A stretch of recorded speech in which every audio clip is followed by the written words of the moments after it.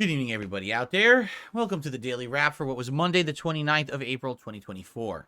A good streaming day overall. Fun on both streams. Good support, actually, on both streams. And overall, great progress in the games that I'm playing and continuing on with a great streaming week. And then a bunch of negative crap at the end, which we'll talk about. So first of all, on today's Level 1 podcast, a fun discussion of game news, a few stories, but notably the new Street Fighter 6 update is coming out now on May 22nd.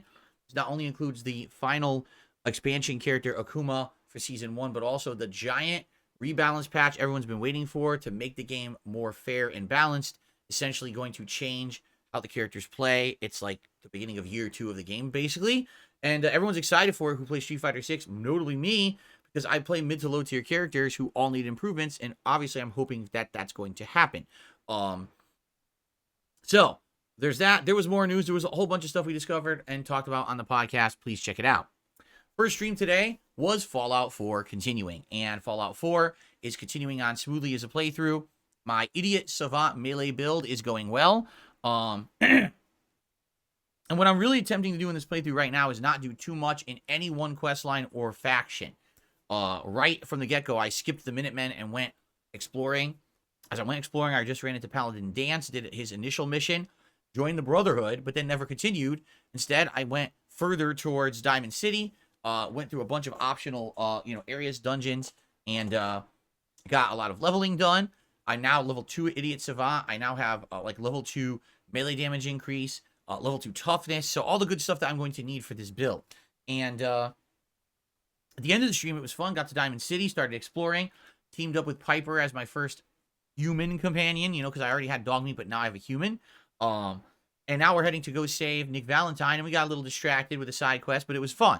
So the reason I'm really liking Fallout 4 is because, number one, I'm treating it like an open world game where you can do it in any order, because it's true. A lot of people kind of go off on linear things, but I'm not doing that. I'm kind of breaking my own mold and doing it in my own order, in my own way, and I'm really enjoying doing that.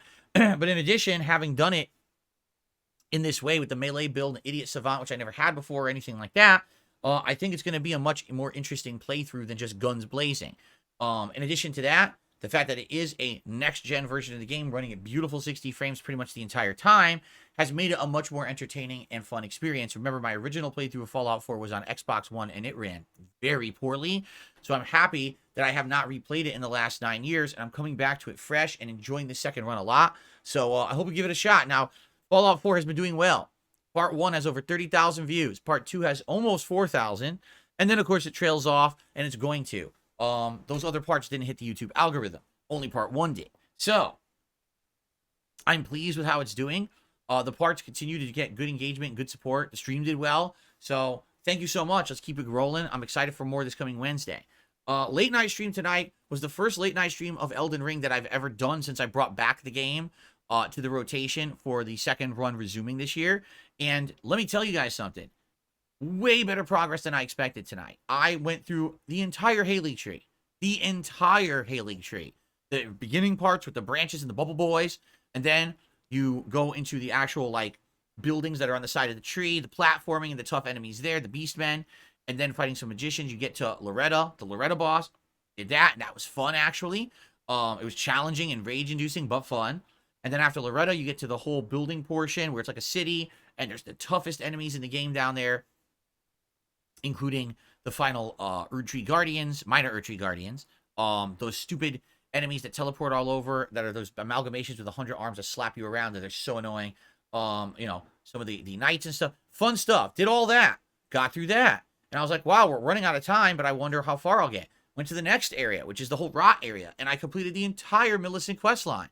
So now we are in position to have the rematch with Millennia. It's happening. We're there. There's really nothing else to do besides find one more gold seed, so I'll have my max flasks.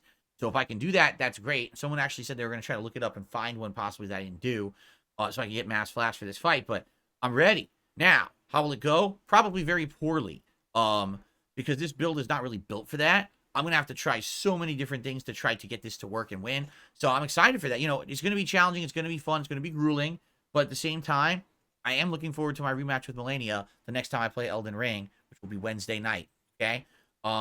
So, by the way, that stream did pretty good too. We had good engagement, good support, everything was good. But unfortunately, as that stream is going down, and just imagine this, you're at the hardest part of Elden Ring, right? You're really, the healing tree is grueling. Everything can kill you in 1 to 2 hits, right? I get a series of giant chargebacks while this is going down, over $200. And I'm like, it sucks, because what it was, there was an anonymous tipper a couple weeks ago who came into my streams randomly for a couple of streams and just started dropping really generous tips. And I was like, wow, that is so nice of them to do that. You know, it was great support. And, you know, I remember hitting multiple tips goals that week as a result of those anonymous tips. And now this person just decided, oh, I'll just charge them all back to Phil now, because he's a piece of shit, you know, real human piece of filth, a scumbag. And you might say, well, what can you do? Not much.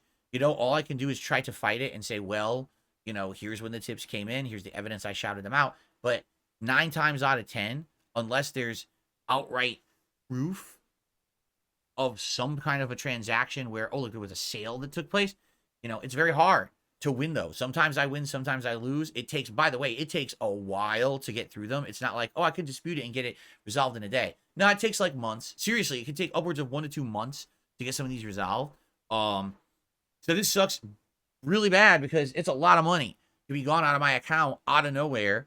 And you know, there's nothing I can do about it, right? That's the thing about being a streamer, is that you know, you rely on, you know, crowd support, crowdfunding to make a living. Ad revenue doesn't do it.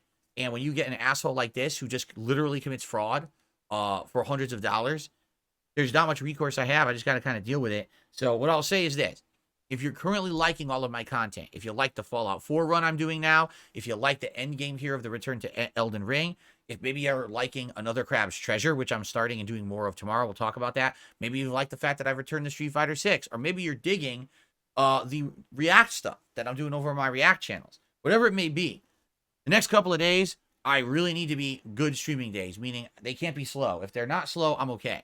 But if I end up with a couple slow streaming days now, I'm going to be in trouble. So please, if you can, support the streams in the next couple of days. That would greatly help. And of course, if you're someone who only watches on demand, you can always leave a super thanks on a video that's eligible, a member, or you can leave a tip. There's actually a tips link in every single video that I upload to my channel, so you can just send a tip that way.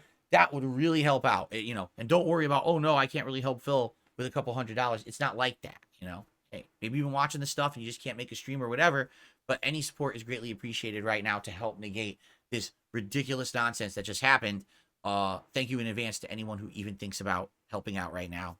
I appreciate it. Okay, tomorrow, Tuesday, another full streaming day. We'll have a level 1 podcast in the morning. We'll have Another Crab's Treasure continuing on, which I'm excited for, because we just unlocked the parry ability and other new things that are going to change the playthrough to probably be more complex and better. And tomorrow night on the late stream, it is Street Fighter 6, Zangief. I'm going to probably start in casual play just to get a little bit reacquainted and then go into ranked. And we're going to see how I do in ranked, trying to get him to master level, okay? Wednesday, which is my final consecutive streaming day of the week, it'll be the same as today. More Fallout 4 and Elden Ring, this time fighting Millennia. Okay? That is it, everyone. Thank you. Please have a good night. And I'll see you tomorrow for another fun day of streams. Peace out. And thank you so much for the support.